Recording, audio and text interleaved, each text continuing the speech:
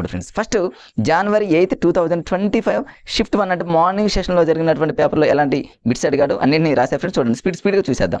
First వచ్చినటువంటి ఆ meaning ఏంటంటే డిస్టింక్టివ్ అనేటటువంటి పదానికి మీనింగ్ ఏంటి అని ఎగ్జామ్లో అడిగాడు ఫ్రెండ్స్. జనరల్గా అయితే ఈఎం నుంచి ఇంగ్లీష్ మీడియం నుంచి వచ్చినటువంటి అభ్యర్థులు అయితే వెంటనే టిపికల్ అని పెట్టేస్తారు. దానికి ఆన్సర్ తెలుస్తుంది కాబట్టి. టిపికల్ అంటే సాధారణము, జనరల్ అని అర్థం. అంటే డిస్టింక్టివ్ అనేటటువంటి పదానికి మీనింగ్ వచ్చేసి తెలిసిన వాళ్ళైతేనేమో టిపికల్ అని పెట్టేస్తారు, తెలియని వాళ్ళైతేనేమో ఎలా ఫ్రెండ్స్. మరి ఎప్పుడో తెలుగు మీడియం నుంచి వచ్చినటువంటి అభ్యర్థులు దీన్ని పెట్టాలంటే కష్టం కాబట్టి దీన్ని మీరు లాజికల్గా ఎలా గుర్తుపెట్టుకోవచ్చు అంటే టిపికల్ అంటేనేమో చాలా డిఫికల్ట్ అని గుర్తుపెట్టుకోండి. డిస్టింక్షన్ అంటేనేమో డిస్టింక్టివ్ అంటే ఇప్పుడు జనరల్గా చూడండి డిస్టింక్షన్లో పాస్ అయ్యావు అంటారు కదా ఫ్రెండ్స్. అంటే జనరల్గా ఫస్ట్ క్లాసు సెకండ్ క్లాసు డిస్టింక్షన్లో పాస్ అవ్వడం అంటే ఎవరైనా ఒక స్టూడెంట్ డిస్టింక్షన్ లెవెల్లో పాస్ అవ్వాలంటే చాలా టిపికల్ అంటేనేమో చాలా డిఫికల్ట్ అనేటటువంటి దాంతో అట్లా హాసిగ్గా గుర్తుపెట్టుకుంటే మనకి తెలుగు మీనింగ్తో కూడా సంబంధం లేదు ఫ్రెండ్స్. కనీసం ఇట్లా కొన్ని అంటే తెలిసిన వాటిని మనం ఫటఫట మనం చదువుకోండి, తెలియని వాటిని ఇలా లాజికల్గా ఇవే కాదు ఫ్రెండ్స్ ఇంకా చాలా ఉంటాయి కాబట్టి ఈ విధానంలో మీరు ఓన్గా ప్రిపేర్ చేసుకుంటారనేటటువంటి ఉద్దేశంతో ఈ వీడియోని చేయడం జరిగింది ఫ్రెండ్స్. నెక్స్ట్ రెండోది వచ్చేసి టు హిట్ ద శాక్ అనేటటువంటి పదానికి ఇది జాతీయం ఫ్రెండ్స్, ఇడియం అనమాట. టు హిట్ ద శాక్ దీనికి తెలిసిన వాళ్ళు అయితేనేమో టు గో టు స్లీప్ అని వెంటనే పెట్టేస్తారు.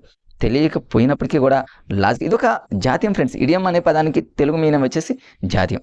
జనరల్గా టు హిట్ ద శాక్ అంటేనేమో కింద పడుకోవటం అనేటటువంటి పదంగా వస్తుంది. దీన్ని మనం టు గో టు స్లీప్ అంటే మీనింగ్ తెలిసిన వాళ్ళకి వెంటనే పెట్టేస్తారు ఇక టు గో టు స్లీప్ అని. ఒకవేళ అది కూడా తెలియనటువంటి మిత్రులు ఎవరైతే ఉన్నారో టీఎం నుంచి వచ్చినటువంటి మిత్రులు షాక్ అంటేనేమో కరెంట్ షాక్ అనుకోండి ఫ్రెండ్స్. కరెంట్ షాక్ వచ్చిందనుకోండి ఇక మనం స్లీపే అని గుర్తుపెట్టుకోండి అంతే కదా. కరెంట్ షాక్ తగిలిందనుకోండి ఇక మన జీవితం స్లీపే అన్నట్టు హాస్యంగా కొన్ని ఇలా లాజికల్గా చాలా ఉంటాయి కాబట్టి ఇవి కనీసం ఏంటంటే ప్రీవియస్ పేపర్లలో వచ్చినటువంటి అన్నింటినీ ఫ్రెండ్స్ ఒక్కటి కూడా మిస్ చేయలేదు. ఆల్మోస్ట్ అన్నింటినీ నేను 2010-12 వరకు ఫ్రెండ్స్ అన్నింటినీ కూడా నీట్గా రాసి మీకు ఈ వీడియో రూపంలో అన్నింటినీ మీకు లాజికల్గా చూపిస్తాను. కొంచెం ఫాస్ట్గా చూసేటటువంటి ప్రయత్నం చేయండి ఫ్రెండ్స్.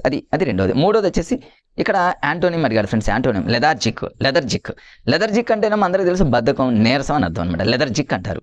మరి దీనికి యాంటోనిమ్ అంటేనేమో దీని యొక్క ఆపోజిట్ వర్డ్ ఏంటంటే హ్యాపీగా ఉండటం, ఉల్లాసంగా ఉండటం అనేటటువంటి దానికి ఈ రెండిట్లో ఫస్ట్ వన్ కాదు, రెండోది వవాసియస్ అని అంటారు. వవాసియస్ అంటే అర్థం ఏంటంటే ఉల్లాసంగా అని అర్థం ఫ్రెండ్స్. అంటే లెథర్జిక్ ఏమో ఫ్రెండ్స్ ఇంగ్లీష్ మీడియం నుంచి వచ్చినటువంటి పిల్లలకి జనరల్గా లెథర్జిక్ అనగానే దానికి మీనింగ్ నీరసం, బద్ధకం అని తెలుసు. దీనికి ఆపోజిట్ వచ్చేసి 4 ఏది ఇచ్చినా వాళ్ళు వవాసియస్ అనేటటువంటి పదం కరెక్ట్గా ఉంటుంది కాబట్టి పెడతారు. మరి తెలుగు మీడియం నుంచి వచ్చినటువంటి మిత్రులు మరి దీన్ని గుర్తుపెట్టుకోవాలంటే ఒక చిన్న లాజిక్తో వయాసియస్ అనేదాన్ని తెలుగులో వయాసిస్ అని గుర్తుపెట్టుకోండి. అక్కడక్కడ వయాసిస్లు కనిపిస్తూ ఉంటాయి కదా.